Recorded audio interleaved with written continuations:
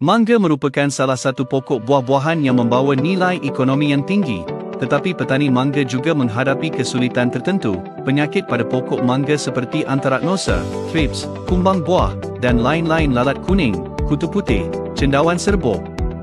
Penyakit ini sentiasa terpendam dan tumbuh subur selepas hari hujan. Jika tidak dirawat tepat pada masanya, ia boleh menyebabkan kesan yang sangat serius. Begitu juga dengan thrips dan penyedut, merosakkan buah mangga secara langsung, menyebabkan kehilangan hasil yang serius. Untuk menyelesaikan masalah petani, kami menawarkan penyelesaian biopestisid terbaik, dengan kandungan azadirachtin melebihi 29-50 ppm. Membunuh perosak tanpa menjejaskan tumbuhan. Dengan bau cirinya, perosak akan menjauhkan diri dari tumbuhan anda. Perosak yang terdedah kepada pembunuhan terbaik secara beransur-ansur akan kehilangan keupayaan untuk mensintesis protein dan mati. Jangan biarkan perosak menjejaskan mata pencarian anda. Pilih best skill sekarang untuk melindungi tanaman dan mata pencarian anda.